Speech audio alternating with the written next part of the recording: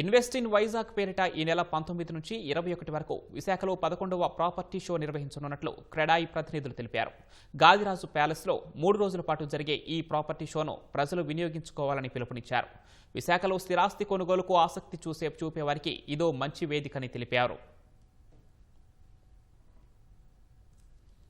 ఈ కొత్త గవర్నమెంట్ వచ్చాక విశాఖపట్నానికి ఎన్నో రకాలుగా ప్రోత్సాహాలు ప్రకటిస్తున్నారు. అనేక రకాల కంపెనీలు వస్తున్నాయి. మనకి ఉపాధి కల్పన వస్తుంది. దానివల్ల అతివేగంగా విశాఖపట్నం పట్టణీకరణ అనేది అతివేగంగా జరుగుతుంది. కాబట్టి ఈ యొక్క ఎక్స్పోలో మేము ప్రదర్శిస్తున్న ఏదైతే ఇళ్లు కానీ, ఫ్లాట్లు కానీ, విల్లాస్ కానీ అన్ని కూడా నగరంలో అన్ని పక్కల నుంచి కూడా ప్రాపర్టీస్ దీంట్లో ఎక్స్పో చేస్తున్నామండి. ప్రజలు ఈ యొక్క ఎక్స్పోని వినియోగించుకోవాల్సిన కోరుతున్నాం.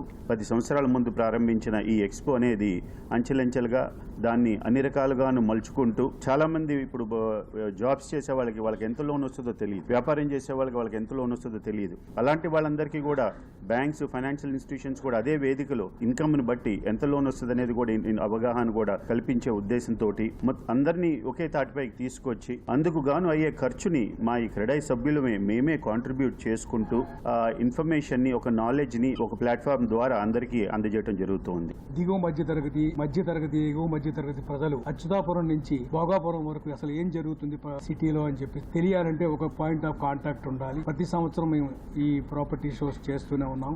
ఈ వాకిన్స్ కి వచ్చే వాళ్ళకి, ప్రతిరోజు వచ్చే ఈ విజిటర్స్ కి ఎవ్రీడే డ్రా తీసి గోల్డ్ కాయిన్స్ మనం ఎవ్రీ 2 hours కి గోల్డ్ కాయిన్స్ డ్రాలో తీసివ్వడం జరుగుతుంది. 21వ తారీఖున ఈ టోటల్ గా 3 days వచ్చిన ఎక్స్పో విజిటర్స్ కి ఒక బంపర్ డ్రాలో 1,50,000 రూపాయల స్కూటర్, ఎలక్ట్రిక్ స్కూటర్ గిఫ్ట్ గా ఇవ్వడం జరుగుతుంది.